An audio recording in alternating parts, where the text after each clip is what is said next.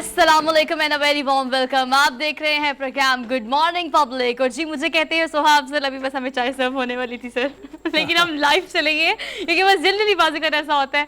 और मुझे तो जानते हैं कल मेरे साथ अब्दुल रऊफ सब नहीं थे, हमने बहुत मिस किया, लेकिन सर एक छुट्टी के बाद आज बिल्कुल मेरे साथ सीट पे बैठे हुए। I am happy to see you sir. Fresh बैठा हूँ और वजह ना थी आने की कि ये कि बिजली नहीं थी। कल हमारे इलाके में तकरीबन 8 घंटे बत्ती गई रही है और इतने लंबी लोड शेडिंग जो है, पता नहीं पाकिस्तान में बाकी इलाकों में क्या हाल होगा। अक्सर खबरें यही हैं कि लोड शेडिंग बहुत ज़्यादा है। हम अगर एक सर्वे करें तो लोग तंग आए हुए हैं, बिल बिला रहे हैं गर्मी से, चाहे बड़े हों चाहे छोटे हों, कारोबारों के ऊपर इफेक्ट पड़ा हुआ है और समझ में नहीं आ रहा गवर्नमेंट क्या करने जा रही है। रीजन देखिए, मैंने पूछा सर आप कल क्यों नहीं आए थे, सर ने कहा ना पानी था ना बिजली थी। रीजन देखिए सर, और आपको पता है ये रीजन आजकल वैलिड कंसीडर किया जाता है हर जगह पे। हाँ। कि बिजली नहीं थी और पानी नहीं था, क्योंकि ये वो पाकिस्तान है जिसका अब देखिए क्या हाल होता है। लेकिन हम आगे बढ़ेंगे, आज हम बताएंगे आज पाकिस्तान में क्या क्या होगा। अभी चल के हरमीत की तरफ देखते हैं। हरमीत हमारे साथ मौजूद है। अस्सलाम वालेकुम हरमीत। जी वालेकुम सलाम, सत श्री अकाल, गुड मॉर्निंग। रऊफ साहब दुरुस्त फरमाया आपने कि बिजली गायब है, चाहे इस्लामाबाद हो, रावलपिंडी हो, पेशावर हो, मुख्तलिफ शहरों में जब बिजली नहीं होगी तो पानी भी नहीं होगा, क्योंकि जाहिर बात है कि मोटर चलनी है तब जाके पानी आना है।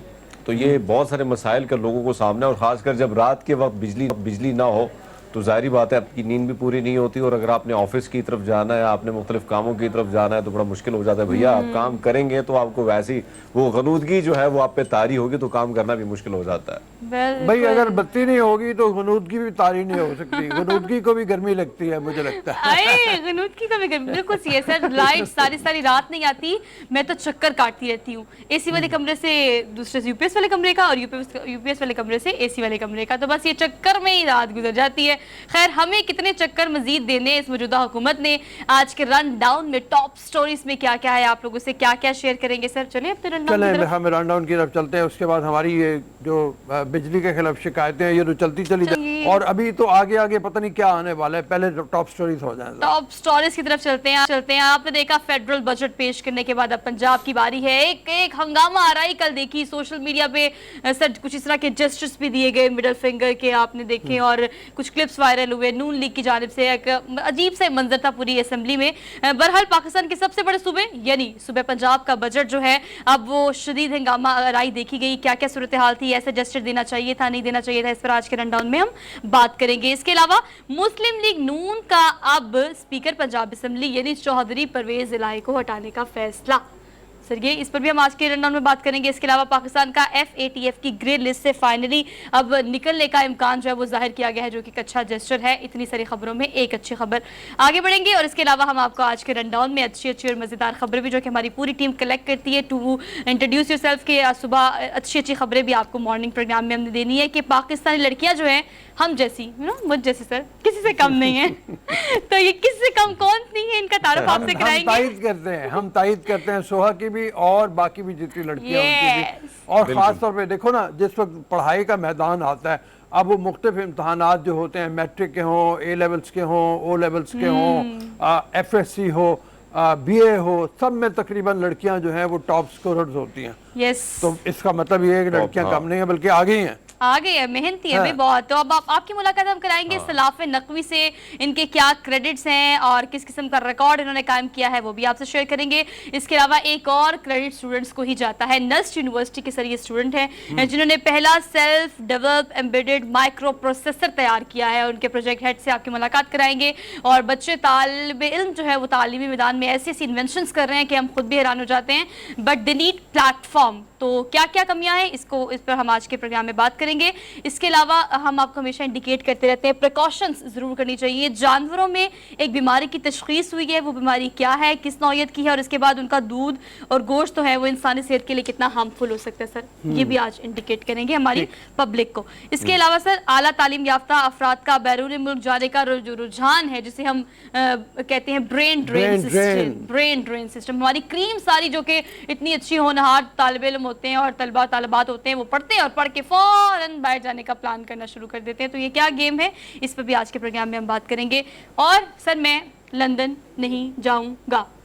अच्छा, नहीं जाऊंगी या नहीं जाऊंगा? जाऊंगा, अब जाऊंगा नहीं हो गया। जाऊंगी, नहीं जाऊंगा। अब लड़के जिद करते हैं, पहले लड़कियां जिद करती थी मैं शादी नहीं करूंगी बाहर, मैं लंदन नहीं जाऊंगी, लेकिन अब हमारी सईद कह रहे हैं मैं लंदन नहीं जाऊंगा। तो देखिए अब ये अच्छा। मूवी जो है इसका शानदार ट्रेलर फाइनली आउट हो गया है। वो जरूर देखना चाहिए। पहले उनकी जो फिल्म थी मेरे ख्याल में उसी टीम की है जिसकी मैं लाहौर नहीं जाऊंगी। हाँ मैं लाहौर नहीं जाऊंगी, लाहौर नहीं जाऊंगी, क्या होना ही था चाहिए। मीत याद है? मैं लाहौर पंजाब नहीं जाऊंगी। मैं पंजाब नहीं जाऊंगी। यस, हाँ मैं पंजाब नहीं हाँ जाऊंगी। मैंने देखी, मैं विशायात और सैयद नूर, पता नहीं नाम उनका मैं भूल गया हूँ, आई एम सॉरी। हाँ, लेकिन dialogue बड़े मशहूर हुए थे। और एक्टर थे हाँ तो हुमायूं खान, हुमायूं सैयद, हाँ आई थिंक। हमायूं सईद, हमायूं सईद, आप दोनों को कमाल है दोनों। देखो हम इस वक्त नाम भूले में हमायूं सईद जैसे बड़े एक्टर का।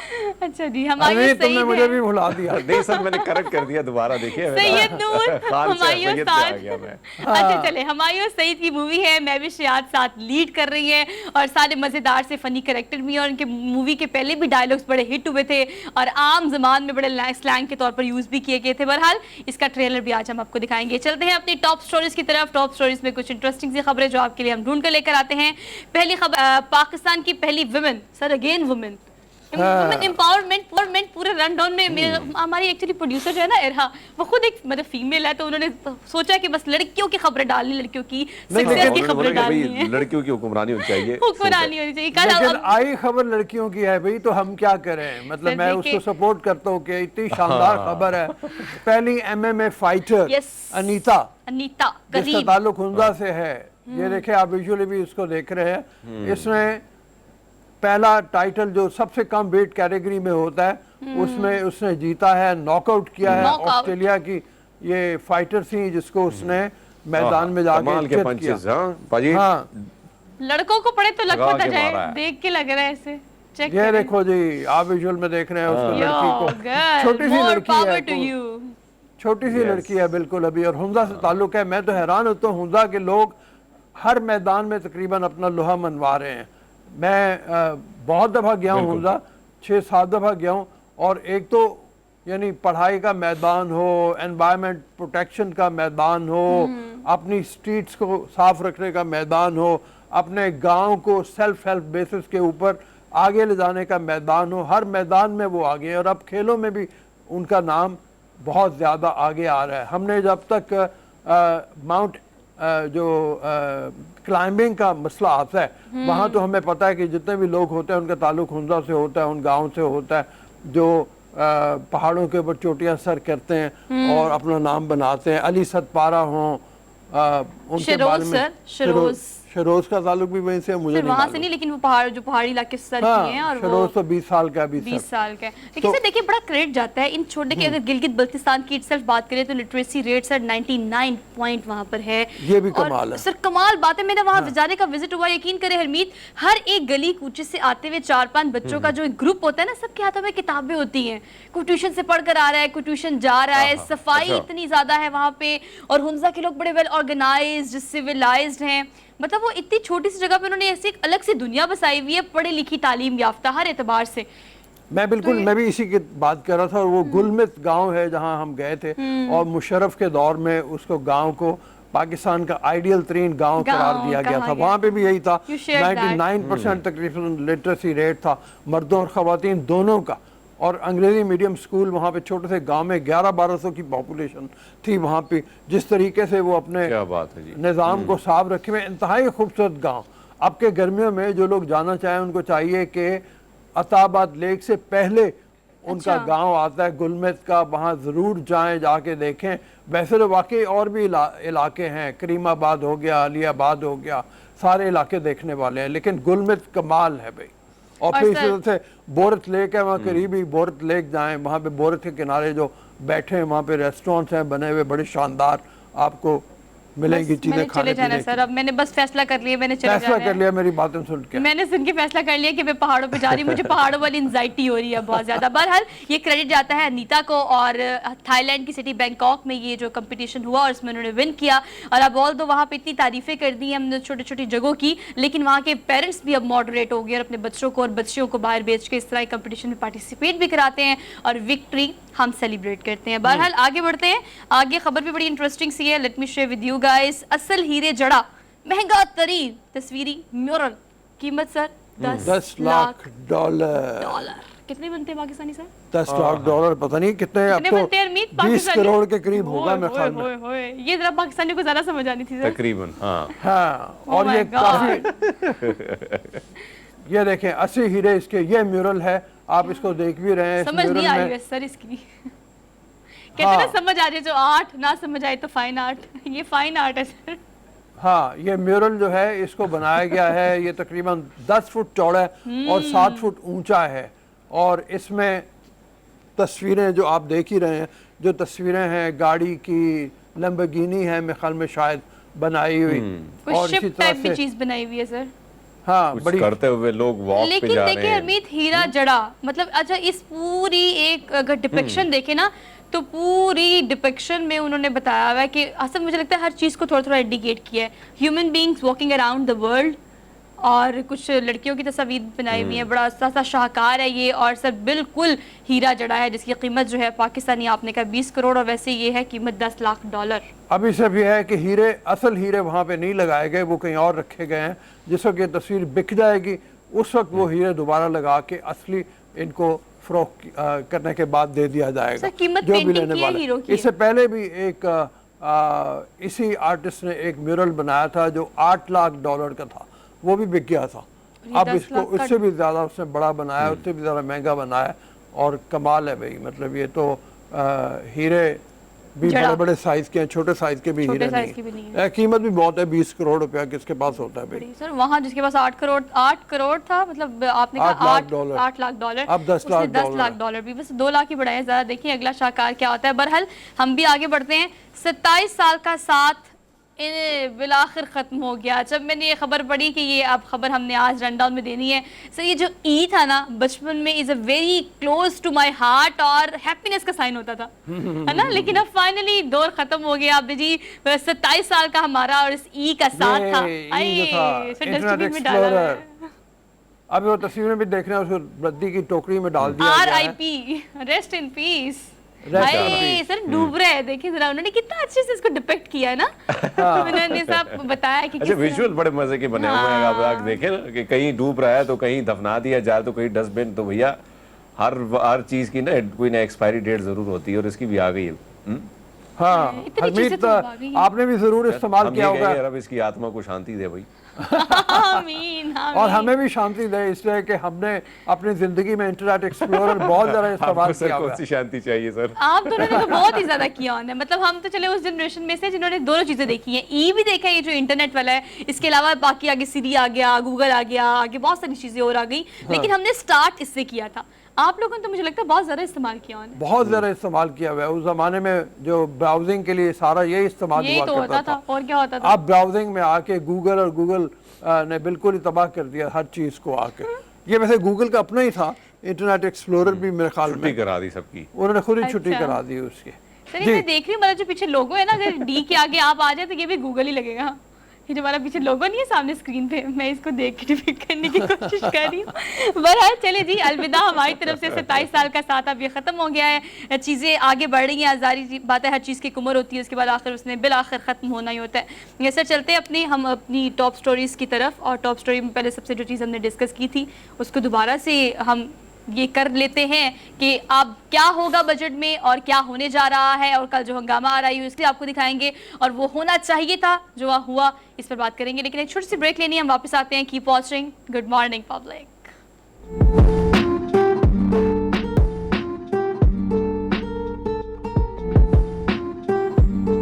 अस्सलाम वालेकुम राजी। ब्रेक के बाद 2 दिन हो गए बजट पेश करने की कोशिश हो रही है कोशिश कर रहे पंजाब असेंबली का, और बजट पेश नहीं हो पा नहीं हो पा रहा। उसमें दोनों तरफ की हटदर्मी और जिद शामिल है।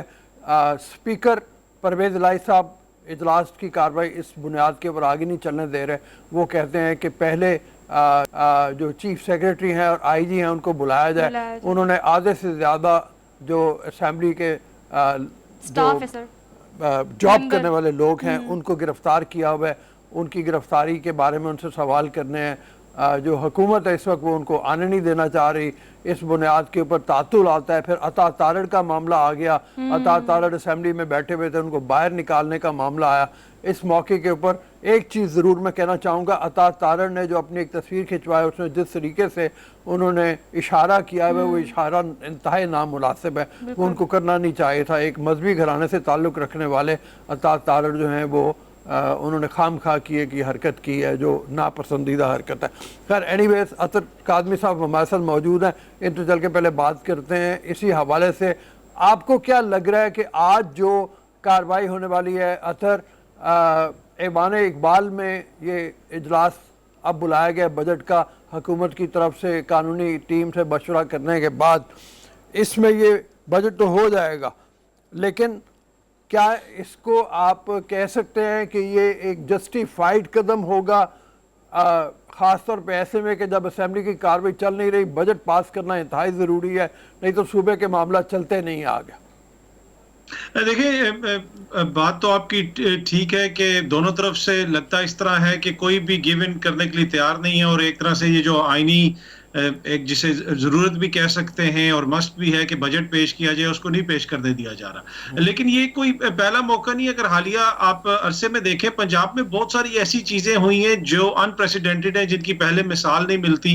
आज जिस तरह ऐवान इकबाल में बुलाया गया इजलास, उससे पहले जिस तरीके से हमजा शहबाज साहब मुंतखब हुए, पुलिस ऐवान के अंदर आई और जो कुछ भी हुआ सब कुछ हमने देखा। फिर कौमी असेंबली के स्पीकर ने जाके उनसे हल्फ लिया, वो भी हमारे सामने है। उसकी वजह क्या है? उसकी बुनियादी वजह यह है कि ये इस वक्त जो हुकूमत पंजाब के अंदर है, इनके पास उस तरह अवामी मैंडेट नहीं है। जब आप अवामी मैंडेट के बगैर तकनीकी फैसलों पे या किसी अदालती फैसलों की बुनियाद के ऊपर आप हुकूमत संभालें तो फिर इसी किस्म के मसाइल पैदा होते हैं। बाकी आपने जिक्र किया अता तारड़ साहब का, जो उन्होंने असेंबली के अंदर एक हरकत की, ऑब्वियसली काबिल मुजम्मत है। बुनियादी तौर पर उन्होंने वो अशारों की जुबान में तर्जुमा कर दिया कि जो इस कौम के साथ हालिया अरसे में किया गया है अमरीकी रजीम के बाद, तो वो इशारों की जुबान में एक तरह से उन्होंने कौम को दिखाया कि ये आइन है, ये आपका कानून है और इसके हवाले से ये हमारे ख्यालात हैं। काबिल मुजम्मत है, लेकिन मुझे नहीं लगता कि इस सूरत हाल में कोई बेहतरी आएगी, टू बी ऑनेस्ट, जब तक वहां पे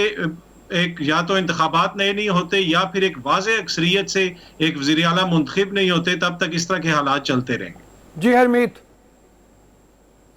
अच्छा सर, इस सारे मामले में अगर हम देखें तो मुआफ़ी की बात चल रही है कि आईजी आके जो है, पहली बात तो ये चल रही थी कि आईजी साहब जो राज़ी भी हो गए थे कि चैम्बर में जाके माफ़ी मांग लेंगे, लेकिन उसके बावजूद जो है अब मामला जो है परवेज़ इलाही साहब की जानिब से कि फ्लोर पर ही, असेंबली के फ्लोर पर ही माफ़ी मांगनी होगी। राना मसूद साहब जो है वो भी इस बात की वो तरदीद कर चुके हैं कि माफ़ी शाफी जो है कोई नहीं होगी।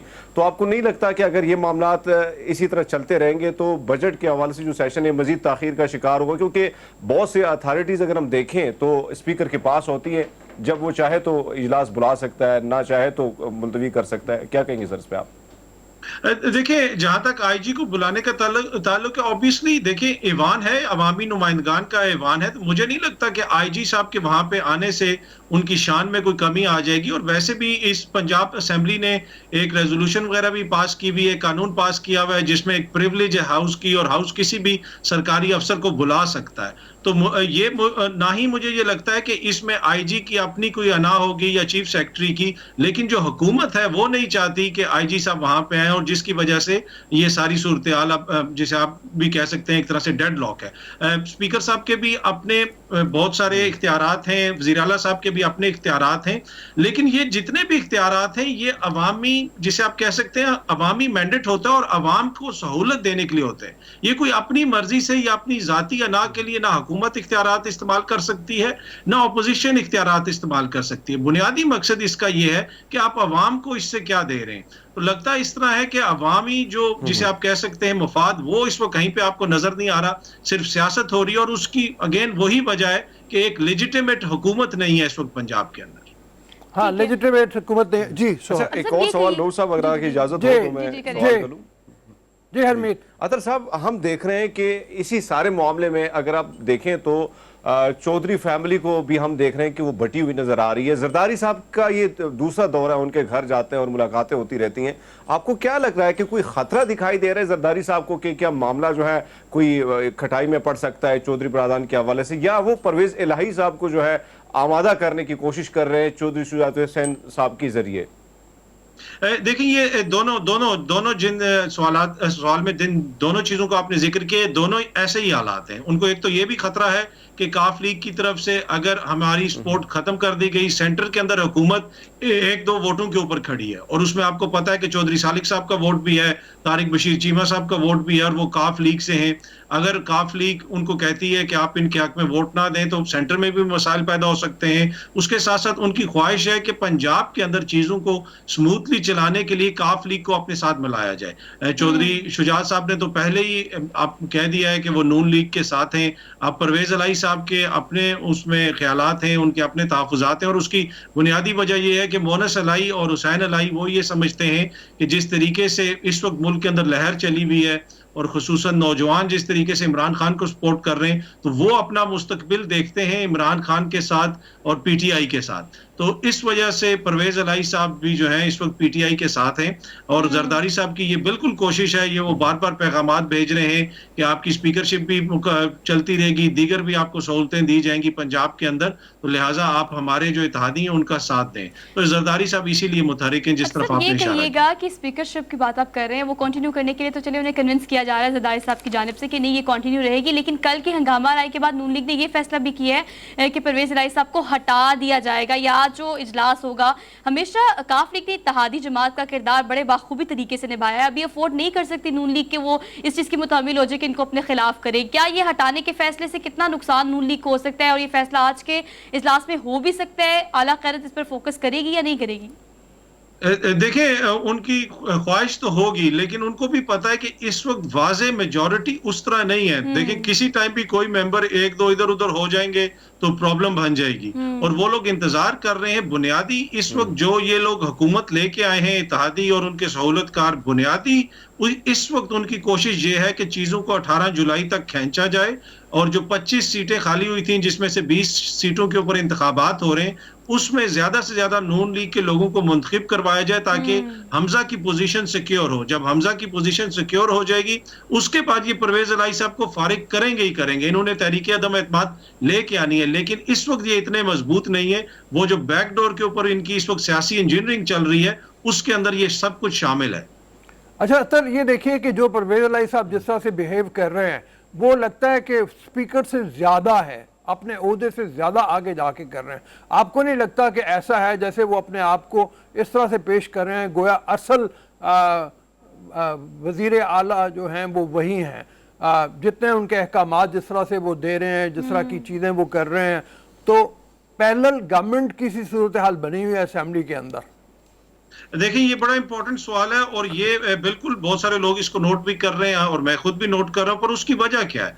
उसकी बुनियादी वजह ये है कि अगेन वो जो पहली बात है कि जब हुकूमत लेजिटिमेट नहीं होती, रात के अंधेरों में, रात की तारीकी में आप हुकूमतें बनाते हैं, फिर जिस तरीके से आपने लोगों को खरीद के वोट दिलवाए, फिर लोग डी सीट हुए, ये वो वज़ीर आला है कि जिसको मुंतखब करने के दौरान 25 लोगों को ईवान से फारिग कर दिया गया। बुनियादी तौर पर उनको ये कहा गया आप सादिक और अमीन नहीं है, आपने अपने जमीर बेचे, आप इस ईवान से निकल जाएं। तो जिन लोगों ने इनको मुंतखब किया है उनको डी सीट किया गया, तो फिर इस शख्स की या इस वज़ीर आला की अपनी कितनी लेजिटिमेसी है इसका अंदाजा आप उसी बात से लगा सकते हैं। और इसी चीज का फायदा फिर चौधरी परवेज अलाई साहब भी ले रहे हैं। उनको पता है कि इस वज़ीर आला के पास अवामी मैंडेट नहीं है, ये किसी और रास्ते से इक़्तिदार में आया है, तो इसी वजह से वो उसको चैलेंज कर रहे हैं। और हाँ, मैं एग्री करता हूं कि कुछ चीजों के ऊपर हो सकता है कि वो भी अपने इख्तियारात से तजावुज़ कर रहे हो, लेकिन वो एक जिसे आप कह सकते हैं घाक और जीरक सियासतदान है। आइन और उनके जो इख्तियारात हैं उसको वो इस्तेमाल कर रहे हैं और इस्तेमाल करने का बुनियादी मकसद जो है इस हुकूमत के लिए मुश्किलात पैदा करना है। जी हरमीत। अच्छा अतर साहब, आपने एक बात की 17 जुलाई के हवाले से, 18 जुलाई के हवाले से। अगर हम देखें तो इमरान खान साहब और शेख रशीद साहब बारहा ये बात कर चुके हैं, कह चुके हैं कि इलेक्शन का जो दिन है वो जुलाई ही होंगे और नए इलेक्शन होने जाएंगे। लेकिन 18 और 17 जुलाई की अगर हम बात करें, आपको क्या लगता है कि अब एस्टेब्लिशमेंट भी इसी इंतजार में है कि जो रुख है, जो मैंडेट है जिस पार्टी को मिलेगा, तब उनकी जो पॉलिसी, उनका जो रुख है वो बदलेगा? नहीं, वो तो उन्होंने तो अपनी पार्टी चुनी भी है पहले ही, वो तो किसी का इंतजार नहीं कर रहे। आप बुनियादी चीजें तो इस वक्त ये हो रही हैं कि 18 तारीख को जो जुलाई को जो इलेक्शन होने हैं उसमें अपने इत्तेहादी को जिताना है।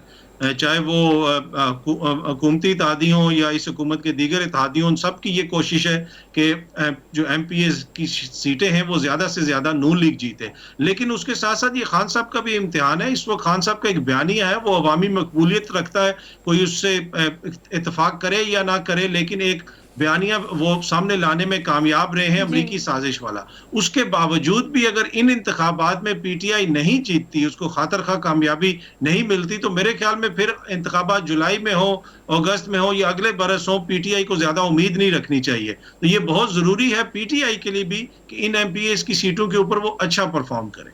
बहुत मेहरबानी अतर, थैंक यू वेरी। जहाँ से अतर काज़मी ने बात की कि बहुत ज़रूरी है PTI के लिए कि इन इलेक्शंस में जो 18 जुलाई को होने हैं उसमें बेहतर परफॉर्म करे। ये एक टेस्ट है एक तरह का PTI के लिए कि वो कितनी अपनी कारकर्दगी में बेहतरी लाती है। अगर नहीं लाएगी तो फिर वाकई अतर की बात ठीक है, इलेक्शन 6 महीने बाद हो, साल बाद हो, उससे फ़र्क कोई नहीं पड़ता। उतनी देर में PTI को दोबारा अपने आप को इकट्ठा करना पड़ेगा, अपनी स्ट्रैटेजी बदलनी पड़ेगी, अपनी प्लानिंग बदलनी पड़ेगी। अभी चलते हैं एक छोटी सी ब्रेक की तरफ। ब्रेक लेते हैं और ब्रेक के बाद वापस आते हैं। आप देखते रहिए गुड मॉर्निंग पब्लिक।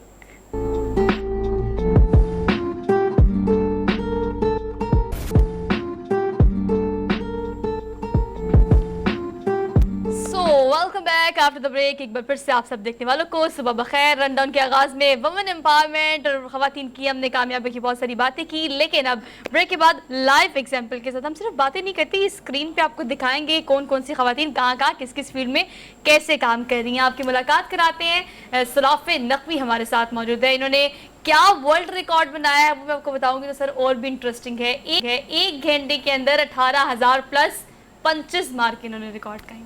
और ये और भी बहुत कुछ करती हैं, मार्शल आर्ट स्पेशलिस्ट हैं आप, फिटनेस ट्रेनर हैं आप, और वो सारी चीज़ें हमने इनसे बात करनी है। मैं जिस वक्त हाथ देख रहा था सलाफे के, जरा हाथ दिखाओ ना। 18,000 पंचेस देखिए जरा हरमीत, ये इतने पंचेस कौन से लेफ्ट हैंड से मारे थे राइट हैंड से मारे? फुल कांटेक्ट थे, फुल कांटेक्ट से करने थे जी। तो ऐसे सोहा पे आप ट्राई करें थोड़ा बहुत वैसे। जी जी जी जी हरमीत बिल्कुल ठीक है, बिल्कुल ठीक है। अच्छा, एक और बड़ी अच्छी बात ये बड़ी अच्छी टर्म इन्होंने यूज की अब्दुल साहब और हरमीत, माइंड साइंसेस एक्सपर्ट भी हैं। मतलब ये माइंड साइंसेस एक नई टर्म भी है और बड़ी जबरदस्त है कि आप साइकी को भी समझते हैं और कैसे आपका न्यूरो प्रोसेस और थॉट प्रोसेस और कॉग्निटिव प्रोसेस चलता है इस सब को। तो ये बताएं कि कैसे ये चीजें रिलेट करती हैं आपकी फिटनेस से, आपके माइंड से, किस तरह से? माइंड साइंसेस एक्चुअली समझ लें हर चीज की एक बेस है, एक फाउंडेशन है, because it's all in your mind. If you can see it you can be it. अगर आप एक चीज सोच सकते हैं कि ऐसा हो सकता है तो चीजें दो दफा होती हैं, एक दफा आपके माइंड में और एक दफा आपकी फिजिकल वर्ल्ड में। ठीक है। तो इसी तरह चाहे वो रैकेट है, चाहे वो मेरी फिटनेस है, चाहे वो मार्शल आर्ट्स है, वो सब आपस में इंटरलिंक्ड है। योगा तो है ही इस तरह से कि आपकी बिल्कुल माइंड साइंसेस के अंदर ही आता है कि आप स्पिरिचुअली भी उसमें काफी आपको गेन्स मिलते हैं, आपको बेनिफिट्स मिलते हैं, इमोशनली, फिजिकली, मेंटली आप लोग खुद को अपने आप को अलाइन कर सकते हैं। तो इस तरह से ये चूंकि फाउंडेशन है तो मुझे हेल्प करती है। इवन रैकेट में भी इसी चीज ने मुझे हेल्प किया था। अच्छा, तो ये रिकॉर्ड कैसे बनाया? मतलब शुरू से और बचपन एक से और मुक्के चीज मैं मारने का जानना शौक चाह रहा था, मैं बड़ी देर से यही सोच रहा था कि जो पंचेस जिसके ऊपर मारे थे वो कोई बैग था, सैंड बैग था या हवा में से? नहीं, वो हमारा एक पंचिंग पैड था और उसको होल्ड किया हुआ था। एक जो मेरे कोच थे अफगानी थे, उन्होंने होल्ड किया हुआ था उसको, और वो 5'10" उनकी हाइट होनी चाहिए, ये एक रिक्वायरमेंट होती है। तो उस पर उनके चेस्ट लेवल पर आप पंच करते हैं, लेकिन उनकी चेस्ट पर नहीं। आपको सिर्फ पंचिंग पैड पर करना होता है। मार्किंग होती है। 18,000 पंचेस खाने के बाद कोई काम नहीं रह सकता है। 18,000 पर लिखते थे 18,000 पंचेस। अच्छा, इससे पहले ये रिकॉर्ड था, यू ब्रेक दैट रिकॉर्ड और यू मेक दैट रिकॉर्ड? इसकी स्टोरी सिर्फ ये है कि मैं आपको जल्दी से बताऊं कि जब फर्स्ट टाइम हमने अटेम्प्ट की तो उसके अंदर हमारे कैमरा के आगे से कोई गुजर गया, ये प्रॉब्लम हो गया, न्यूज़ आ गई, लेकिन किसी को पता नहीं था कि प्रॉब्लम आ गया वीडियो में। मैंने सेकंड टाइम इसको अटेम्प्ट किया तो उसको इंडिया ने, RHR UK USA ने भी उनको अप्रूव कर दिया उसको। थर्ड टाइम जब मैं अटेम्प्ट करी थी तो मैंने कहा मेरी मूवमेंट ठीक नहीं है मेरे हाथ की, तो जो पैड को होल्ड की होती है लेकिन नहीं तुम करो। मैंने कहा चलो ठीक है, प्रैक्टिस के लिए 1 आवर फिर सही। अच्छा, मुझे ये समझ आ गई कि मैं जब एक दफा पंच करती हूँ दोबारा करती हूँ तो वो ज्यादा का मार्जिन आता जा रहा है ना, मेरे पास टारगेट ज्यादा सेट कर रही हूँ, मैं अपना ही रैकेट ब्रेक कर रही हूँ। तो ऐसा करते हैं जो चौथी अटेम्प्ट होगी आखिरी होगी और वो परफेक्ट होनी चाहिए, जो हम गेनिस को भेजें पाकिस्तान की तरफ से। तो फिर हमने परफेक्ट 1 एक अटेम्प्ट की जो कि एक चौथी अटेम्प्ट थी, लेकिन गेनिस को भेजी गई पहली अटेम्प्ट ही थी। अच्छा। और वो फिर 18,983 हमने क्लेम कम पे किया था। ये जो पंचेस थे वो 21,000 थे। और हाँ, आप जब क्लेम करते हैं कम पे कि जिसमें परफेक्शन हो, जिसमें कोई डाउट ना हो कि पंच में कोई खराबी है या कुछ है, सही स्ट्राइक्स हैं, तो वो 18,983 थे और वो अल्हम्दुलिल्लाह अप्रूव हो गया। अच्छा, ये 18,000 पंचेस जो या 21,000 पंचेस जो हैं, ये बगैर रुके मारने हैं? बिल्कुल, इसमें होता है आपके पास, कहते हैं कि आप ब्रेक ले सकते हो, आप जूस पी सकते हो, आप जितनी मर्जी ब्रेक्स लो, बट मैंने कोई ब्रेक नहीं ली। ये चीज वीडियो में एविडेंस, बिल्कुल मैंने बिल्कुल ब्रेक नहीं ली। मुझे लोग कहते हैं तुम्हारा शोल्डर डिसलोकेट नहीं हुआ, तुम्हें ये प्रॉब्लम नहीं हुआ, बट मैंने जिस तरह शुरू में कहा, it's all in your mind. अगर आप सुलाफे ऑन स्क्रीन एज वेल, और मैं हम जैसे सुलाफे बता रही है वैसे हम आपको दिखा भी रहे थे कि वो किस तरह सर 1 घंटा जो मुसलसल उन्होंने किया, वो आई थिंक वो कह रही है कि प्रैक्टिस करते करते चौथी दफा मैंने ये रियलाइज किया कि नहीं, अब मैंने अपना ही टारगेट ब्रेक किया है। तो और हर दफा आपकी स्ट्राइक की आवाज आनी चाहिए। मुझे जब जाहिर है लोग चूंकि आवाज नहीं सुन पा रहे थे, देवर लाइक तुम टैप कर रही हो, मैंने कहा नहीं, आपको हर दफा आवाज आनी चाहिए उस कैमरा में जो आपने गेन इसके लिए रखा होता है, हिट करने की, स्ट्राइक की, आपके ना स्ट्राइक करने की आवाज आनी चाहिए। अब उसमें ये होता है कि जब 21,000 से ऊपर जब आप स्ट्राइक करते हैं एक साथ 1 आवर के लिए, तो मेरा तो नकल पूरा यहाँ पर इस तरह सुराख था इसमें उस टाइम पर। अच्छा। और ब्लड निकल रहा था और जहाँ मार्किंग हुई हुई थी वहां पर भी ब्लड था। तो वो लोग कहते थे टैप किया है शायद, मैंने कहा नहीं, गेनिस इतने आराम से रैकेट अप्रूव नहीं करता, आपको थोड़ा सा मेहनत करनी पड़ती है, बिकॉज टैप करेंगे तो उसमें काउंट वो कैसे करेंगे। जितनी दफा आप स्ट्राइक कर रहे हो उतनी दफा आपके पंच की आवाज आनी चाहिए। ये लोग जो बहुत प्रैक्टिस करते हैं वो ब्लॉक्स तोड़ देते हैं, बर्फ के पूरे पूरे बड़े ब्लॉक्स उनको तोड़ देते हैं, तो वो कर लेती हो आप भी? नहीं, मैंने ये ट्राई नहीं किया। मुझे एक फनी चीज का बहुत ही शौक था, सब कहते थे कि इसको क्या हो गया। मैंने हरमीत की बात सुन ले जरा। जी हरमीत चाह रहे कि आप लाइव एग्जांपल दें। रोक चिटाने ये याद दिला रहे, सलाफे का तो एक 18,000 मुक्के मारे तो 100 को एक मुक्का भाई काफी होगा। ट्राई कर, आपको मुझे देख के लगता है कि मैं मुक्का बैक मार सकती हूँ? मुझे देख के नहीं लगता आपको। अच्छा सिर्फ ये बताएं, देखिए अगर हम पंचेस की बात करें, it is related to karate और मार्शल आर्ट ना इस तरह से, but your fitness expert, yoga expert, तो आगे इसको भी कंटिन्यू करने का इरादा है कि चलिए अगर आपने ये रिकॉर्ड बना लिया तो मार्शल आर्ट्स में या कराटे में you want to expert yourself और इस तरह का कुछ बनाना चाहती हैं? मैंने फाइट सीखी, मैं फाइटर बनी, मैंने एमएमए सीखा, मैंने ताइक्वांडो सीखा, मैंने मुए थाई सीखा, मैंने किक बॉक्सिंग सीखी। उसके बाद मैंने लोगों को सेल्फ डिफेंस भी सिखाया, क्योंकि मैं एक्चुअली सीखने सेल्फ डिफेंस ही गई थी। तो मैंने फिर लोगों को वो सिखाया भी, और मैं अभी भी स्पेशली बच्चों को सेल्फ डिफेंस सिखाती हूँ। ज्यादा जरूरी है कि जब एडल्ट बनने से पहले आप एक चीज सीख लें, बिकॉज आपकी लाइफ के पहले 7 साल बहुत इंपॉर्टेंट होते हैं। उसके बाद जब मैंने एक रैकेट बना ली, इट्स बीन 5 years, तो मैंने उसके बाद यही कहा कि अगर कोई इस रैकेट को ब्रेक भी करता है, मेरी ख्वाहिश सिर्फ इतनी है कि पाकिस्तानी ही करे, ताकि रैकेट पाकिस्तान में रहे बस। उसके बाद मैं अपनी ही फील्ड में काम करना चाहती हूँ।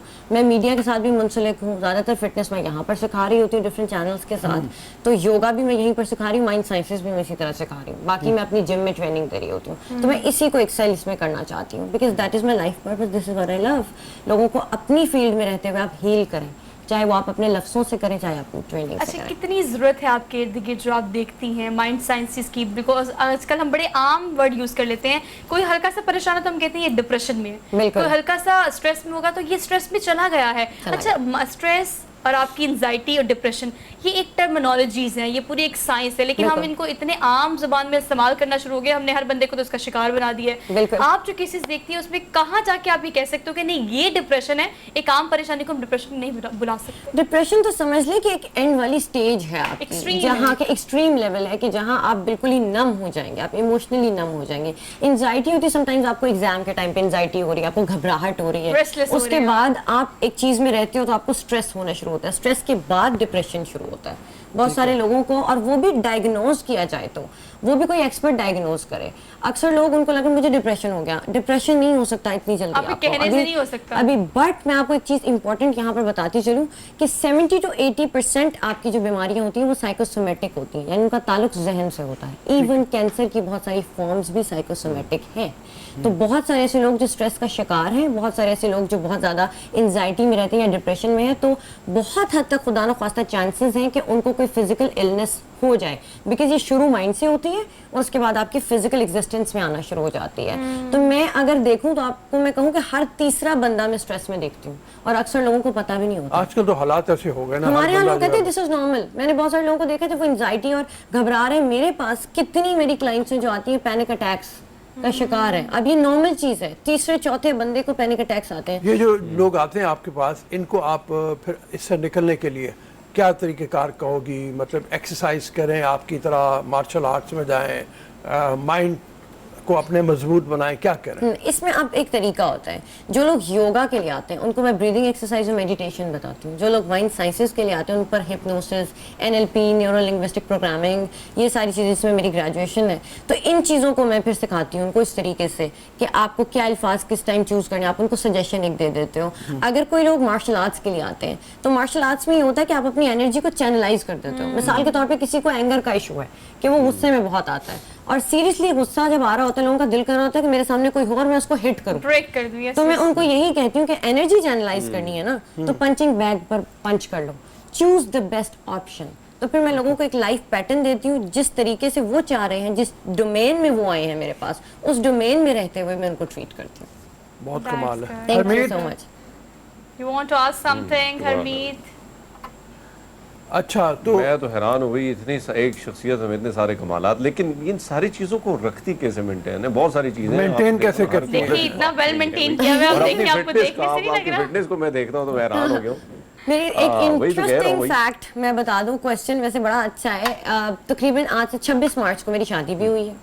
अब मैं अपनी शादी भी साथ लेकर चल रही हूँ, अच्छा। अपनी जॉब भी साथ लेकर चल रही हूँ, That's good. काम भी, घर भी।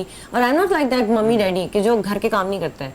मैं इन्हीं हाथों से बर्तन भी धो लेती हूँ कई दफा, ये देखिए। हाँ, that's good, seriously, that's because good. मैं चाहती हूँ कि मेरा पार्टनर भी ये ना कि उसके मुझे लिए तो आई ये नॉट लगा वो भी ब्रैकेट साथ होल्डर। काम करे उसी तरह से। वो खुद मीडिया से सिंगर है, एक्टर है, तो इन चीजों को अंडरस्टैंड करते हैं। वैसे Yeah, that's marketing good, that's advertising good, that's है, बट मैंने जब जाते डे 1 से ये सोचा था। काफी ज्यादा पंगा तो हमारे भाई नहीं लेते हैं आपसे ना। वरना मुक्का पड़ जाएगा। इंस्टा स्टोरीज में लेकिन- वो मजबूर ओके, सलाम से, लेकिन thank you very much, Thank बहुत you so मेहरबानी। much Thank you. being your CEO। और ये बड़ी अच्छी बात जाते थे उन्होंने की कि पार्टनर का सपोर्ट करना, आपके पेरेंट्स का सपोर्ट करना बहुत ज्यादा जरूरी है। जितना आप इन्हें एम्पावर करेंगे उतना आपको पावरफुल फील होगा। तो हमने एक छोटी सी ब्रेक लेनी है, हम वापस आते हैं। Keep watching good morning public.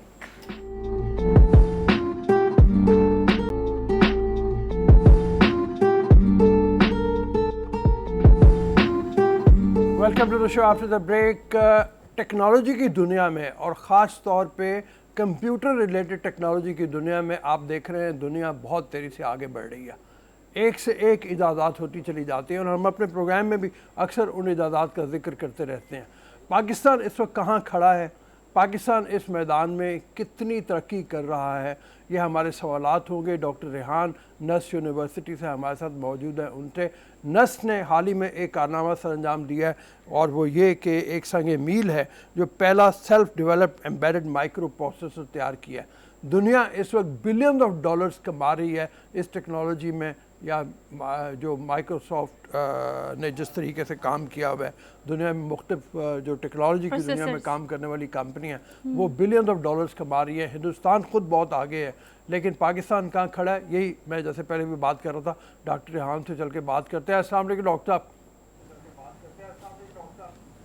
जी वालेकुम अस्सलाम। सर, एक तो थोड़ा सा जैसे मैं कह रहा था कि दुनिया तो बहुत आगे निकल गई हुई है, इसमें आपकी जो कोशिश है उसको भी जितना अप्रिशिएट किया जाए कम है। पाकिस्तान इस मैदान में कदम रखा है कि जैसे प्रोसेसर आप बता रहे हैं कि तैयार किया गया है खुद अपनी मदद आपके तहत, इसकी इम्पोर्टेंस कितनी ज़्यादा है दुनिया में, हम कहाँ खड़े हैं, कितना ज़्यादा हमें और काम करने की ज़रूरत है? जी बहुत शुक्रिया आपके बुलाने के लिए। सबसे पहले तो मैं पूरे पाकिस्तान को जो हमारी चिप है जो कि हमने इंडिजिनसली बनाई है मैं वो दिखाना चाहूँगा, जो कि बिल्कुल आपके सेंटर में यहाँ पे है। ठीक है, बिल्कुल सही है। ये माइक्रो प्रोसेसर चिप है और आपके पास ये जो चिप्स हैं ये ऑलमोस्ट हर इलेक्ट्रॉनिक डिवाइस का इम्पॉर्टेंट पार्ट है। ये कैमरा जिस पे रिकॉर्डिंग हो रही है, ये टेलीविज़न जो इस स्टूडियो में पड़े हुए हैं, लाइट्स, हमारे पास जो जेब के अंदर सेल फ़ोन है उसके अंदर एक माइक्रो प्रोसेसर लगा हुआ है। तो तमाम की तमाम जो इलेक्ट्रॉनिक डिवाइसेस हैं उसका जो एक ब्रेन है वो एक सेंट्रल प्रोसेसिंग यूनिट जिसको आप आम अल्फाज में माइक्रो प्रोसेसर कहते हैं, वो इसको कंट्रोल करता है। हम लोगों ने नस्ट में अल्हम्दुलिल्लाह school of electrical engineering and computer science ने एक इंडिजिनसली डिज़ाइंड माइक्रो प्रोसेसर अल्हम्दुलिल्लाह हमने यहाँ पे डिज़ाइन किया है, जिसको हमने एक वर्ल्ड लीडिंग सिलिकॉन फाउंड्री से हमने फैब्रिकेट करवाया है। ठीक अच्छा, है। रेहान साहब, अगर हम देखें मेड इन पाकिस्तान, ज़ाहिर बात है कि बहुत बड़ी बात है, जैसा रूफ साहब ने फरमाया कि हिंदुस्तान में, दीगर ममालिक में बहुत सारी चीज़ों के हवाले से वो हमसे आगे हैं, लेकिन ये कारनामा जो आप लोगों ने सरंजाम दिया, यकीनन इसको जितना अप्रिशिएट किया जाए कम है। लेकिन मुझे ये बताएं कि इसका इस्तेमाल कहाँ कैसे किया जा सकता है, क्योंकि ज़ाहिर बात है कि आम पब्लिक जो है इस हवाले से वो अवेयर नहीं है, तो मैं चाहता हूँ कि सिंपल अल्फाज में आप इसके हवाले में थोड़ा सा बताइए। जी, जैसे मैंने अभी बताया कि ये जो चिप सेट है या जो माइक्रो प्रोसेसर है, ये ऑलमोस्ट हर इलेक्ट्रॉनिक डिवाइस में इस्तेमाल होता है। हमारे पास जो सेल फोन्स हमारे इस वक्त पॉकेट्स में पड़े हुए हैं, उसके अंदर एक सेल फोन है। ये TV is powered by micro processor actually. तो इसका इस्तेमाल तमाम कंज्यूमर इलेक्ट्रॉनिक्स के अंदर बेतहाशा है। हमारे घर के अंदर जितने माइक्रोवेव ओवंस, स्मार्ट टीवीज़, आपके पास जो स्मार्ट रेफ्रिजरेटर्स हैं, उन तमाम कंज्यूमर इलेक्ट्रॉनिक्स का ये सेंट्रल प्रोसेसिंग यूनिट है। हमारे पास बड़े स्केल के ऊपर अगर आप जाएं, हमारे पास जो गाड़ियां हैं, इलेक्ट्रिक व्हीकल्स हैं मिसाल के तौर पे, तो इसकी एप्लीकेशंस बेतहाशा हैं। अच्छा, इसके बगैर सिंपल कि जो आम आदमी है उसको इसका फ़ायदा क्या होगा? सबसे पहली बात तो ये कि हम अब से पहले तक ये तमाम के तमाम जो चिप सेट्स हैं, ये हम इंपोर्ट करते हैं। बाहर से हम इसको इंपोर्ट करते हैं। ये हमारे एक इदारे की और एक रिसर्च ग्रुप की एक हम्बल कंट्रीब्यूशन है, जहाँ पे हमने पहला स्टेप लिया इसको यहाँ पे डिज़ाइन करने का। अगर आप मुझे थोड़ी सी इजाज़त दें तो मैं आपको बताना चाहूँगा कि एटलीस्ट जनरल ऑडियंस की अंडरस्टैंडिंग के लिए चिप डिज़ाइन के स्टेप स्टैंड करना बहुत ज़रूरी है। चिप डिज़ाइन का पहले कंसीव किया जाता है, और इसको हम जो भी डिज़ाइनर्स हैं जो कि मेनली HR कैपिटल है हमारा, जो ह्यूमन रिसोर्स हैं, वो इसको डिज़ाइन करते हैं।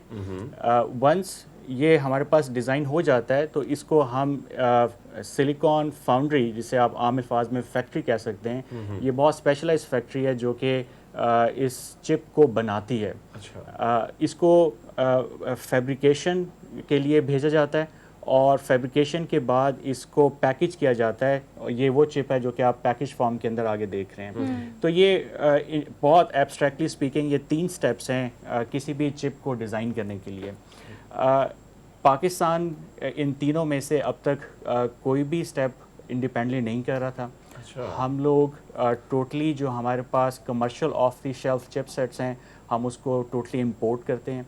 आपने पूछा इसका आम आदमी को फ़ायदा क्या होगा, कि अगर हम इतनी $1 बिलियन की इंडस्ट्री में अगर हम कुछ हिस्सा, कुछ पार्ट्स करने से कर सकते हो, तो वो एक बहुत बड़ी रेवेन्यू जनरेशन की तरफ हम जा सकते हैं। अच्छा डॉक्टर साहब, ये कहिएगा जो कि आप फोकस जैसे हमने कह रहे किया हैं है कि वो सारा हमने यहाँ पे प्रोसीजर डिज़ाइन किया है। आपने खुद किया, जैसे कि आप बता रहे हैं, आम फहम गुफ्तगू आपने काफ़ी की, लोगों को समझ आ गई होगी आपके इस पेपर जो कि आपके हाथ में है इसके थ्रू कि इसका प्रोसीजर ये होता है। अच्छी बात ये कि मैन्युफैक्चरिंग की तरफ हम जा रहे हैं। आपने कहा कि शुरू से लेके इसका एंड यूज़र तक जो भी प्रोसीजर है वो आप लोगों ने खुद किया है, और ये क्रेडिट आप लोग को जाता है। ऑल्दो अगर आप मुख्तलिफ इदारों की बात की जाए या अगर आपके इदारे की बात की जाए, तो स्टूडेंट्स ने आपकी मदद की है, बिकॉज आप प्रोजेक्ट को लीड भी कर रहे हैं, और तालबा और तालबात भी आपके साथ बड़ी तादाद में होंगे जो कि इस प्रोजेक्ट में आपकी मदद भी कर सकते होंगे। So how much brilliant they are to help you out. और अगर इदारों को डिस्ट्रीब्यूट करने की बात की जाए, आपने कहा कि कैमरे में यूज़ होती है, मोबाइल में यूज़ होती है, इलेक्ट्रॉनिक्स में यूज़ होती है, तो डिस्ट्रीब्यूशन के अतबार से और अब उनको देने के अतबार से, इसकी कीमत के अतबार से आपने क्या डिसाइड किया है?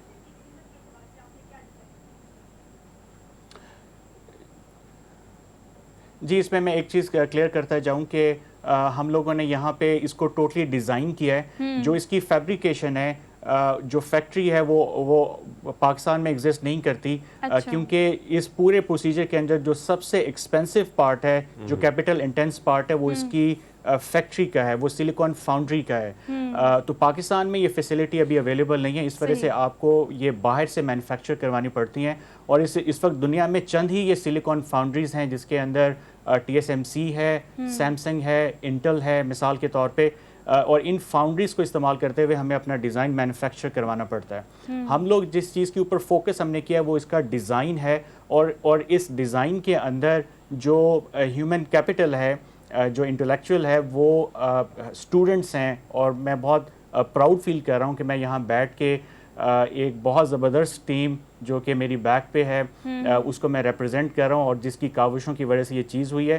तो it all goes down to the actually academic institute, NUST ऐसा इदारा, और उसके अंदर फिर school of electrical engineering and computer science सीक्स, जहाँ पे इलेक्ट्रिकल इंजीनियरिंग टॉप 200 के अंदर है, जहाँ पे कंप्यूटर साइंस का नंबर पूरी दुनिया में 131 है। तमाम जो स्टूडेंट्स हैं उन लोगों ने अपनी एनर्जीज़ को कंबाइन किया और इस प्रोजेक्ट के अंदर कंट्रीब्यूट किया, और इसका जो डिज़ाइन है वो हमने टोटली यहाँ पे पाकिस्तान के अंदर इसको हमने डिज़ाइन किया है। ये इस प्रोजेक्ट की सबसे अच्छी बात। अच्छा डॉक्टर रेहान साहब, अगर हम देखें बहुत सारी चीज़ें पाकिस्तान में बनती हैं, हम अब बाहर दुनिया में भी जब किसी मुल्क में होते हैं तो अपने मुल्क के हवाले से, चीज़ों के हवाले से हम उस तरह सेटिस्फाइड नहीं होते, मुतमईन नहीं होते कि भैया ये क्या। लेकिन ये जो चिप बनी है, ये जो काम आपकी जानिब से इक़दाम उठाया गया आपकी यूनिवर्सिटी की जानिब से, क्या ये आलमी मयार के मुताबिक ही सारा काम हुआ है? जी, ये आपने बहुत अच्छा सवाल पूछा।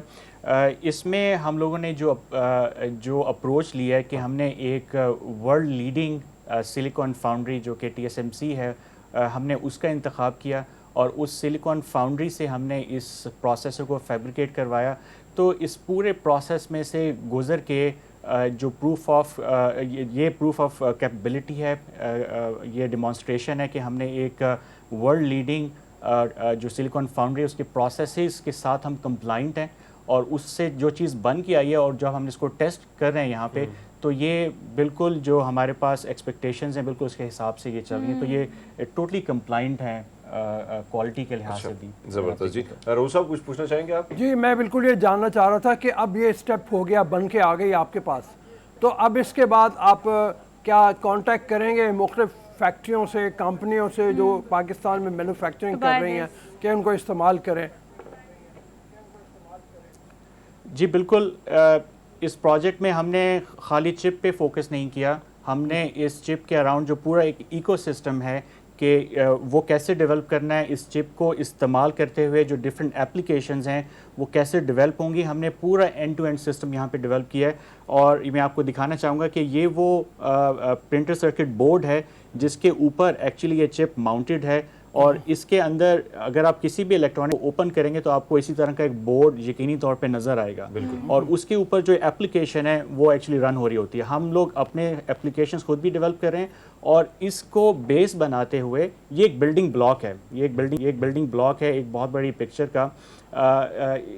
इसको हम जो जितनी भी हमारे पास टेक्नोलॉजिकल कंपनीज हैं उनको डिमॉन्स्ट्रेट, ताकि एटलीस्ट वो अपनी प्रोडक्ट्स के अंदर इसको आहिस्ता आहिस्ता इसकी ट्रांजिशन और इसको इंट्रोड्यूस करवाएं। मैं एक चीज़ यहाँ पे एम्फेसाइज करना चाहूँगा कि ये एक बहुत हम्बल एफर्ट है, ये it is just the beginning actually.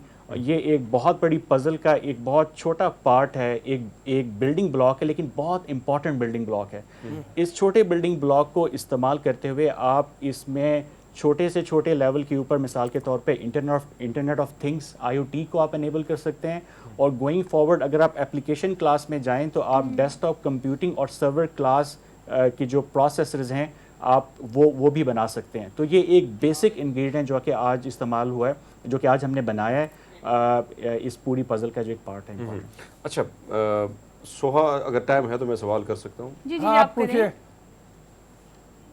Ji ji sir, एक तो सर एक ये बताइए कि इसको डिज़ाइन करते हुए एक वक्त कितना जो है वो लगा, और अगला हदफ जो है नस्ट का क्या है? जाहिर बात है आप की यूनिवर्सिटी, फिर हम देखते हैं जो काम है, फिर जो एक नाम है, और स्टूडेंट माशाल्लाह आपके और आप जैसी टीम है, तो जाहिर बात है कि हम अगला भी कुछ बहुत अच्छा एक्सपेक्ट कर रहे हैं आप लोगों से। राइट। इसमें ये सेमीकंडक्टर, ये IC मैन्युफैक्चरिंग इन जनरल, इसमें हम एक चीज़ कहते हैं कि ये जो सेमीकंडक्टर है it's a marathon, it's not a sprint.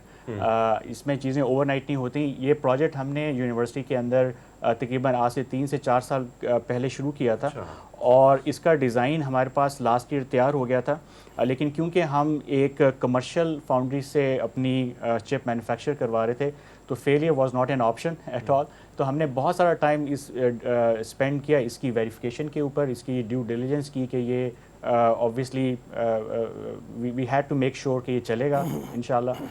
तो ये last year this time around इसका डिज़ाइन कंप्लीटेड था, लेकिन then we took it some time to verify this design and actually फिर जो इसका बैक एंड है उसके ऊपर काफ़ी टाइम हमारा लगा। और इस साल के शुरू में हमने ये TSMC को अपना डिज़ाइन सबमिट करवाया था, जो कि अभी हमें लास्ट वीक रिसीव हुआ और हमने इस चिप का ब्रिंग अप किया। जो हमारा अगला हदफ है, ये एक एम्बेडेड माइक्रो प्रोसेसर है। जैसे मैंने आपको बताया कि एक बेसिक बिल्डिंग ब्लॉक है जो कि आपके पास एक लो एंड एप्लीकेशंस के अंदर इस्तेमाल हो सकता है। बाय द वे, ये जो एम्बेडेड मार्केट इटसेल्फ, इसका वॉल्यूम बहुत बड़ा है, इसकी खपत बहुत ज़्यादा है। हम इसको, अगला हदफ हमारा ये कि इंशाल्लाह ताला हमने इसको एप्लीकेशन क्लास प्रोसेसर बनाना है, ताकि इसको हम मोबाइल फ़ोन्स के अंदर इस्तेमाल कर सकते हैं, इसको हम अपने लैपटॉप्स के अंदर, डेस्कटॉप्स के अंदर, और फिर इंशाल्लाह इवेंचुअली जो सर्वर मार्केट है उसके लिए हम इसको हम लेके जाएं वहाँ पे। जी। अगर इसी तरह से चलते रहें तो आप ये बताइए कि पाकिस्तान में तो इसकी एप्लीकेशन होगी, क्या आप एक्सपेक्ट कर रहे हैं कि बाहर के मुल्कों में भी आप जाके मार्केट में देखें कि हमारी एप्लीकेशन कितनी ज़्यादा एक्सेप्ट की जाती है, कितना ज़्यादा होता है और इससे ज़रिए मुबादला भी कमाया जा सकता है? जी बिल्कुल, इसमें ऑब्वियसली उसमें उस लेवल तक पहुंचने में अभी कुछ टाइम है, लेकिन इंशाल्लाह ताला let's keep hope alive as they say. हम लोग पूरी कोशिश ये कर रहे हैं कि इसमें इसको जितना भी हम इंटरनेशनल स्टैंडर्ड्स के हिसाब से हम अपने एप्लीकेशन को कंपैटिटिव बना सकते हो, हम बनाएं, लेकिन उस तक पहुंचने में अभी टाइम है। लेकिन यकीनी तौर पे अभी जो हम कर सकते हैं वो ये कि ये जो खाली डिज़ाइन है, इस वक्त सेमीकंडक्टर के अंदर जो सबसे बड़ा प्रॉब्लम फेस किया जा रहा है वो लैक ऑफ HR है, क्वालिफाइड और ट्रेंड HR है, जो लोग इतने कॉम्पिटेंट हों जो कि इसको एटलीस्ट यहाँ पे डिज़ाइन कर सकते हों। ये प्रॉब्लम USA में है, ये प्रॉब्लम चाइना के अंदर है। तो फिलफॉर हम लोग जो कर सकते हैं वो ये कि हम लोग अपने एकेडमिक प्रोग्राम्स को स्ट्रेंथन करें, जो कि हम अल्हम्दुलिल्लाह नस्ट में, सीक्स में हम ये काम ऑलरेडी हम कर रहे हैं। हमारे अंडर ग्रेजुएट के प्रोग्राम्स बहुत फोकस होना स्टार्ट हो गए हैं, हमने उनको रिवैम्प किया है। हमारे जो रिसर्च के जो प्रोग्राम्स हैं मास्टर्स PhD लेवल के, उसको हम रिवैम्प कर रहे हैं, ताकि एटलीस्ट उन प्रोग्राम्स में से हम क्वालिफाइड ट्रेंड HR को प्रोड्यूस करें और उनको हम फिर डिज़ाइनिंग की तरफ लेके आएँ। और जो जितने भी सिलिकॉन वैली के अंदर कोशिश करके वो काम यहाँ पे अगर आउटसोर्स होना स्टार्ट हो जाता है, अगर हमारे पास एक क्वालिटी HR है और हम डिलीवर करना स्टार्ट हो जाएं, तो ऑलरेडी आप मार्केट का एक बहुत हैंडसम चंक हम ज़र मुबादले की सूरत में लेके आ सकते हैं। तो ये मेरे ख्याल में पाकिस्तान को जो फौरी तौर पे हम लोग मिल के जो काम हम कर सकते हैं और हमें करना चाहिए वो डिज़ाइनिंग के ऊपर है। और मैं यहाँ बताता चलूँ कि पाकिस्तानी लैंडस्केप के अंदर बहुत सारे ग्रुप्स, रिसर्च ग्रुप्स और कंपनीज़ को ये रियलाइजेशन हो चुकी है।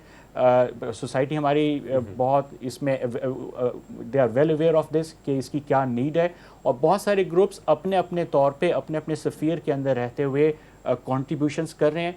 तो ये हमारी तरफ से एक हम्बल एफर्ट है, और इंशाल्लाह ताला अगर हम अपनी एनर्जीज़ को कंबाइन करके आगे चलें तो इंशाल्लाह ताला मुझे पूरी उम्मीद है कि हम अपना नाम भी कमा सकते हैं और ज़र मुबादला भी कमा सकते हैं। इंशाल्लाह। Thank you so much professor जितनी भी तारीफ की जाए कम है। इंशाल्लाह ताला आपको कामयाबियां मिलेंगी और ज़्यादा। आपने एक जिस तरह का एक हम्बल एफर्ट है, इस एफर्ट में बहुत कामयाबी मिलेगी। आगे चलेंगे और इसमें जैसे आप बता रहे हैं HR आपको मिलती चली जाए, बच्चे आते चले जाएं, इस काम को आगे बढ़ाते चले जाएं, तो फिर इंटरनेशनल मार्केट भी खुलेगी। और इसके लिए ज़रूरी है कि तालीमी इदारों में इस चीज़ पर फोकस किया जाए कि थ्रेटिकल अप्रोच इतनी अच्छी हो कि बच्चे जितना ज़्यादा पढ़ेंगे उतना ज़्यादा सीखेंगे और प्रैक्टिकल लाइफ में उतना अच्छा इस तरह के इन्वेंशंस लेकर पाकिस्तान के मेयार को, पाकिस्तान की फील्ड को बेहतर किया जा सकता है। हमने एक छोटी सी ब्रेक लेनी है, हम वापस आते हैं। Keep watching. Good morning public.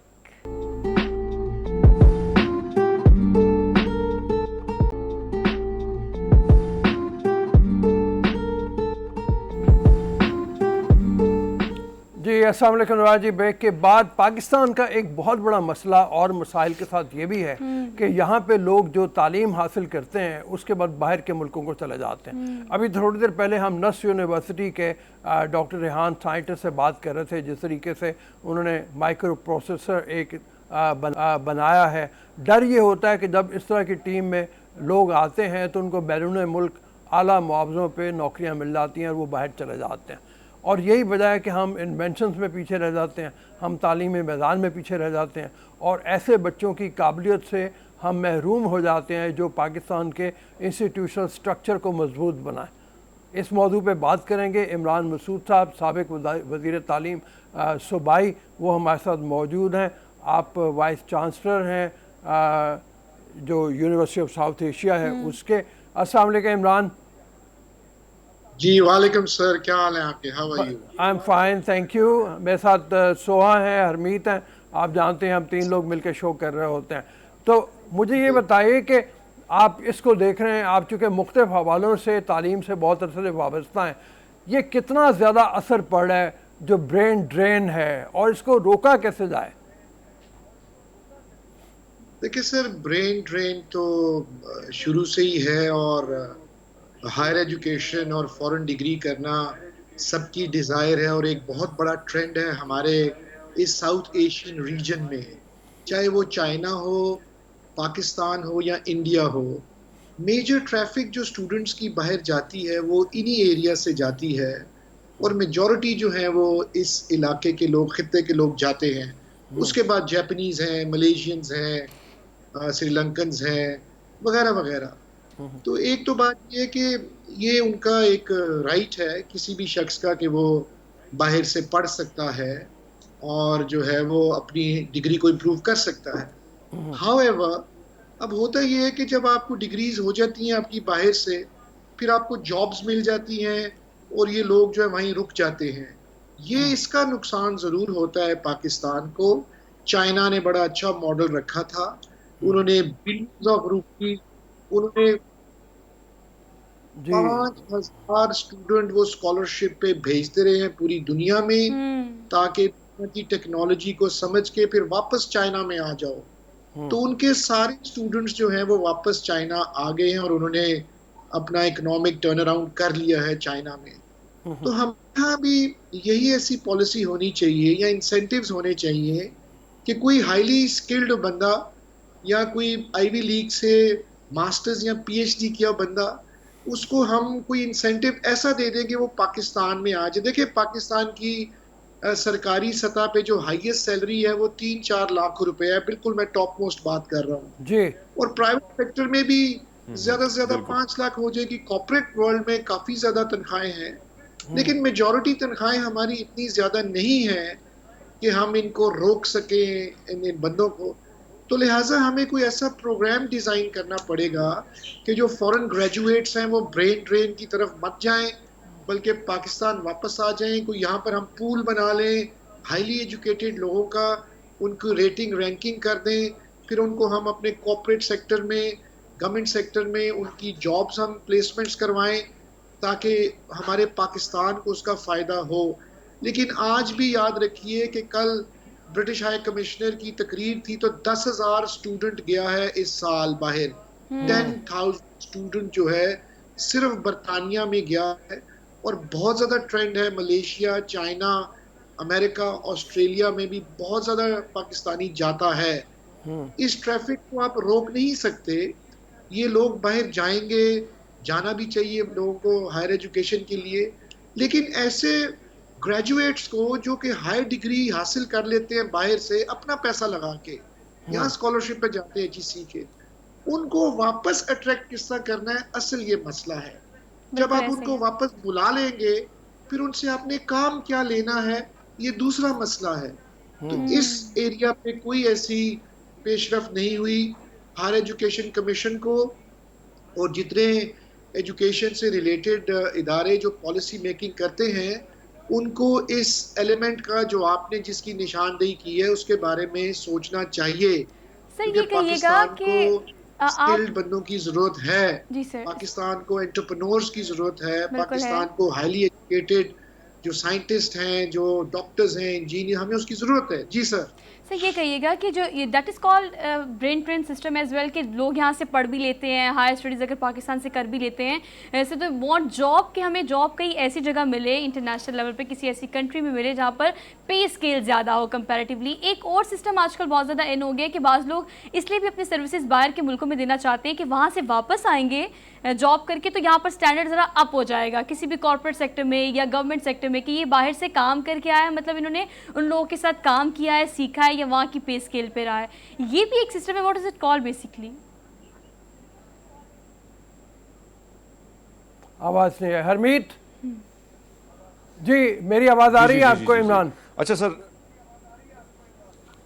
Sorry I can't hear you. Hello okay, आवाज प्रॉपर्ली नहीं आ रही। बहरहाल सर वो हरमीत का सवाल लेते हैं जी। हरमीत,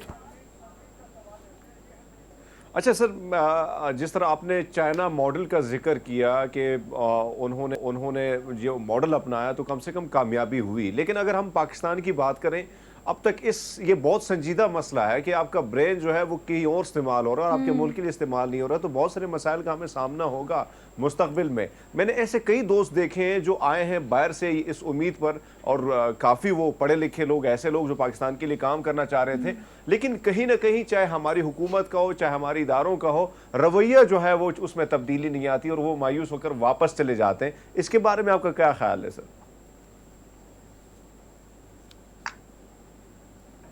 मुझे आपकी आवाज मेरे ख्याल से इमरान साहब का आवाज क्लियर कीजिएगा ताकि हम अपनी जो गुफ्तगू है उसको कंटिन्यू कर सकें। हाँ, इतने सर में हम ये खुद बड़ा बात- ट्रेंड जी, है जी। आजकल कि एक तो चले हायर स्टडीज़ के लिए बच्चे बाहर जाते हैं क्योंकि वहाँ की तालीम हासिल करने के बाद यहाँ पर जॉब मिलना आसान होता है, लेकिन सर आजकल लोग इस गर्ज से भी वहाँ पर जाते हैं कि वहाँ पर अगर काम करके वापस आएंगे तो एक आपका स्केल अप हो जाएगा कि मैं वहाँ पर काम करके आया हूँ, मेरी पे स्केल वहाँ पर इतनी थी। और सर ये आज के इदारों में कॉर्पोरेट सेक्टर हो या गवर्नमेंट सेक्टर हो, ऐसा किया भी जाता है कि अगर कोई बाहर से सर्विसेज दे के आता है तो उसका पे स्केल कंपैरेटिवली उस इंसान से जो कि पाकिस्तान में पढ़ा है, पाकिस्तान में जॉब की है, ज़्यादा होता है। हाँ, लेकिन ये तो एक होना भी चाहिए। ज़ाहिर है जब आप बाहर से पढ़ के आएंगे आपको पे स्केल ज़्यादा मिलेगा। जिस बात की तरफ इमरान मसूद इशारा कर रहे थे वो ये था कि अपॉर्चुनिटी उतनी ज़्यादा है नहीं। अब साइंस एंड टेक्नोलॉजी के मैदान में जैसे नस्ट की हम बात कर रहे थे, अभी अगर फैब्रिकेशन, एक चिप है उसकी फैब्रिकेशन बाहर हो रही है, डिज़ाइनिंग की हद तक एक ख़ास हद तक आपने यहाँ पे काम किया है, उससे आगे काम करने के लिए आपको फिर आगे अपॉर्चुनिटीज़ नहीं है, और अपॉर्चुनिटीज़ की वजह से फिर पे स्केल भी उस तरीके से नहीं होता। तो ये बुनियादी वजूहात हैं जिसकी बुनियाद के ऊपर अच्छा फिर एक टैलेंटेड आदमी हो उसको अट्रैक्ट करने के लिए वहाँ पे बाहर इदारे बहुत ज़्यादा मौजूद हैं। आपको हर सूरत में पाकिस्तान में इस तरह की अपॉर्चुनिटीज़ क्रिएट करनी पड़ेंगी। अगर वो साहब ने एक और चीज़ की तरफ यकीन दहानी ये भी कराई कि देखिए हमें इस चीज़ की तरफ फोकस करना पड़ेगा कि इंसेंटिव्स क्या क्या देने चाहिए, ताकि अगर किसी को वहाँ से ब्रेन ड्रेन सिस्टम से जो स्टूडेंट्स और तलबा और तालिबात यहाँ से बाहर गए उन्हें वापस कैसे लेके आना है और फिर कैसे उन्हें इस चीज़ पर कन्विंस करना है कि पाकिस्तान में रहकर अपनी सर्विसेज देके आप पाकिस्तान की माशी सूरत हाल को, तालीमी सूरत हाल को बेहतर करने के लिए अपना किरदार अदा कर सकते हैं। जी हरमीत। जी जी जी जी जी रूस साहब, वो आपकी बात दुरुस्त है। बहुत सारे मसाइल हैं। ज़ाहिर बात है कि बहुत सारे लोग जो बाहर चले जाते हैं उनको कहीं ना कहीं ज़ाहिर बात है कि हर एक इंसान ने हमने पढ़ना लिखना भी इसलिए होता है कि हम जो ज़रिया माश है वो हमारा मजबूत हो, हमारे घर का सिस्टम मजबूत हो। तो बाहर से जो हैंडसम सैलरी और बहुत बड़े ऑफर आपको किए जाते हैं, बहुत बड़े पैकेज, तो वही भी है। और सोहा ने भी बहुत अच्छी बात की इसमें कि बहुत सारे लोग ये भी चाहते हैं कि उनके पास कोई वो जब बाहर जॉब कर लेते हैं तो पाकिस्तान में उनको अपॉर्चुनिटीज़ भी ज़्यादा मिलती है और ये भी वो ऐड करना शुरू कर देते हैं कि हाँ हमारे पास ये स्किल है कि हम फला कंपनी में काम कर चुके हैं। लेकिन इस चीज़ को बड़ी संजीदगी से लेना होगा, हमारे मुल्क को, हमारे सिस्टम को, इसको इसलिए लेना होगा कि आपका सबसे बड़ा ब्रेन जो है जिसके लिए आप कोशिश कर रहे हैं कि मुल्क को रन करेगा, फ्यूचर में मामलात को सेट करेगा, तो अगर वो आपसे जा रहा है, और ये बहुत बड़ी तादाद है, अगर आप ने जो तादाद इसमें दिखाई गई है तो एक बहुत बड़ी तादाद है। और हम देख रहे हैं कि PhD स्कॉलर्स की एक बहुत बड़ी तादाद जो है वो यहाँ से निकल चुकी है। बाहर जब वो चले जाते हैं तो बड़े मुश्किल से आना पड़ता है उनको। तो ये जो चाइना की सर ने बात की, तो मेरे ख्याल में इस किस्म के मॉडल जब हम अपनाएंगे और कोशिश करें, इम्प्लीमेंटेशन होगी, सिर्फ अपनाएंगे नहीं बल्कि उस पर अमल दरामद होगा, तो मेरे ख्याल में कम से कम इस मसले पर काबू पाना जो है वो मुमकिन हो सकेगा। सर अच्छा सर, मुझे ऐसा लगता है आपने बहुत एक्सप्लोर किया हुआ है, आप बहुत घूमे फिरे, मेरी इस बात को सेकंड कीजिएगा। मेरा दिल कर रहा है कि मैं चीज़ ऐड करूँ, शायद तलबा और तालिबात भी या जॉब करने वाले लोग भी जिनका जरिया मौज बाहर के मुल्क में है, सर वहाँ पे काम करना शायद लोग इसलिए भी बहुत ज़्यादा प्रेफर करते हैं क्योंकि वहाँ पर आपको पैसों की अगर बात की जाए या इंसेंटिव्स की बात की जाए, आपको डेली की उजरत डेली मिलनी है। मैं एग्जांपल देती हूँ मैकडॉनल्ड्स की, कि वहाँ पर कोई एक बंदा अगर बच्चा पढ़ भी रहा है, मैकडॉनल्ड्स में काम भी कर रहा है, तो वो रोज़ाना जितना कमा रहा है वो लेकर घर जाएगा। पाकिस्तान में बहुत बड़ा मसला ये भी कि हम बहुत सारा काम कर लेते हैं और हमारे वो जो वाजिबात है वो वैसे के वैसे ही होते हैं। नहीं, वो कंपनीज तो हम पहली बात कर रहे हैं ना इस हवाले से कि अब बाहर जो है जाके जिस वक्त आपको एक तो सिर्फ ये है कि आपको जॉब नहीं मिल गई, आपका मेयार ज़िंदगी बुलंद हो गया, और फिर दूसरे आपको अपॉर्चुनिटीज़ हैं। मतलब आपने एक चिप बनाई है, इसके बाद आप अगली चिप पे जाएंगे, उससे अगली चिप पे जाएंगे, उससे एडवांस लेवल के ऊपर जाएंगे। ये मैं नस्ट वाली बात के हवाले से मिला के कह रहा हूँ। तो वो आप जो जाते चले जाएंगे उसके साथ साथ अब ये देखो ना, हमने चाइना की अभी बात की है लेकिन हम हिंदुस्तान की बात नहीं कर रहे कि हिंदुस्तान में भी अभी ये हुआ। पहले उनके लोग थे, एक तो वैसी टेक्नोलॉजी की दुनिया में, साइंस की दुनिया में आप ये देखो जितने माइक्रोसॉफ्ट हो या कोई और बड़ा इदारा हो वहाँ पे इंडियंस बैठे हुए हैं। अभी कोई मुझे बता रहा था कि जो यानी वर्ल्ड बैंक, IMF जहाँ से हमारा लोन अप्रूव होना है, उसकी वाइस प्रेसिडेंट भी एक खातून है और वो इंडियन है। तो इस तरीके से है। बहरहाल खैर हमारी गुफ्तगू चलती चली जाएगी। इस वक्त इमरान बशीर साहब से हमारा राब्ता मुनक़ते हो गया था, इंशाअल्लाह ताला किसी और वक्त में उनसे बात करेंगे। हमारा प्रोग्राम हो गया है ख़त्म। हमने बहुत सारे सेगमेंट ऐसे डाले जो कि आप देखना चाहते हैं, सुनना चाहते हैं, लेकिन अगर कोई मिस हो गया हो तो आप जाएँ सोशल मीडिया पर जाके ज़रूर देखें। हमें दीजिए इजाज़त, इंशाअल्लाह आपसे मुलाकात होगी कल। अपना बहुत सारा ख्याल रखिएगा। अल्लाह हाफ़िज़।